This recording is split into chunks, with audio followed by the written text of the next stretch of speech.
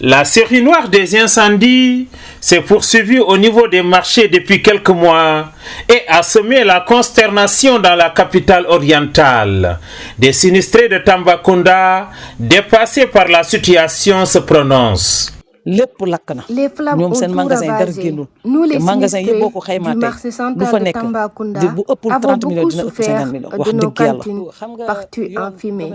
Les pertes sont estimées pour chacun entre 30 millions à 50 millions. Quoi qu'il en soit, nous rendons grâce à Allah pour l'assainissement des routes. Le préfet a prépositionné Vandam, un agent dynamique qui veille au grain et qui confisque les étals des récalcitrants. Les cantines calcinées sont incalculables. Après évaluation, nous, les commerçants, avons décidé que chacun ait son propre compteur de la Sénélec. Et après chaque descente, les compteurs sont coupés. Les agents de la Sénélec vont augmenter les poteaux électriques pour assurer la sécurité des lieux. Il faut aussi reconnaître que parmi les sinistrés, il y a des gens qui n'ont pas une bonne assise financière. Par rapport à l'aide du gouvernement, nous sommes dans l'expectative. Le préfet et ses services ont été à pied d'œuvre pour nous apporter des solutions idoines. Il a été décidé de dégager toutes les voies d'accès et d'éliminer systématiquement les branchements clandestins. Des techniciens qualifiés ont été mis à notre disposition et le matériel également doit être certifié. Le secrétaire général du comité de gestion des marchés se félicite des décisions prises par l'autorité préfectorale. Nous saluons toutes les autorités qui sont là parmi nous. Nous disons chapeau bas aux sapeurs-pompiers qui ont vraiment fait un excellent travail, un travail qui continue vraiment à sensibiliser, à informer tous les commerçants qui sont là parmi nous.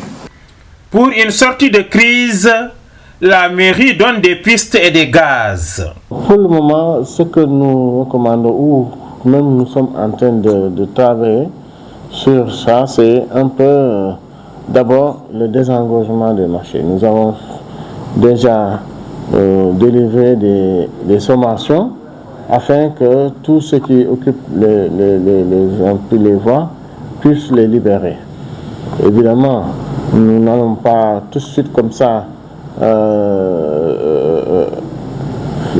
faire déplacer des gens parce qu'il faudra aussi avoir où les recaser. Mais déjà, ceux qui détiennent des cantines et qui ont aménagé des excroissances vont devoir quand même se limiter à leur place. Et ça, nous avons déjà tracé les limites de leur cantine qu'ils doivent enlever le plus rapidement possible afin de permettre à la voie d'être libérée et d'être bien dégagée. En plus de cela, il y a aussi notre technicien en électricité avec qui nous étions sur le terrain, qui a aussi fait des visites et a donné des recommandations par rapport à l'amélioration des installations électriques au niveau de ces cantines. Après moult évaluations, le groupement des sapeurs-pompiers monte au créneau et se prépare pour d'éventuels cas d'incendie. Saluer les efforts consentis par monsieur le préfet du département pour désengorger, désencombrer quand même des allées du marché. Et je pense que cela a été la difficulté majeure à laquelle les secours ont été confrontés lors des feux précédents. Maintenant, pour ce qui est de cet exercice, c'est une activité qui vise trois objectifs majeurs. D'abord, ça permet de familiariser le personnel intervenant à des incendies similaires. Et ensuite, ça me permet en tant que compagnie de tester le niveau opérationnel de l'unité et surtout vraiment d'évaluer l'engagement de la citerne 30 000 litres. Comme vous l'avez souligné, le marché n'est pas bien défendu par des bouches d'incendie.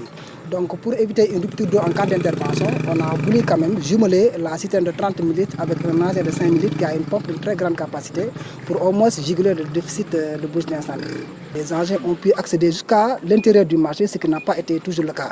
Donc on a pu déployer 3 engins d'incendie de très grande capacité d'ailleurs et 2 VIL et une ambulance. Et tous les véhicules ont accédé sans aucune difficulté à l'intérieur du marché. Donc c'est ce qui fait que c'est le résultat des efforts qui ont été consentis par l'autorité administrative. On a déployé également 25 militaires durant. Tout le monde a eu vraiment la facilité d'accéder au marché sans aucun souci majeur.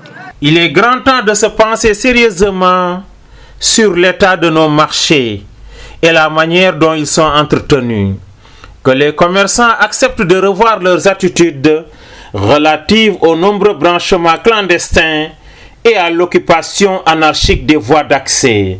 Certes, le gouvernement avait envisagé la modernisation des marchés, mais malheureusement, un programme qui tarde à se concrétiser.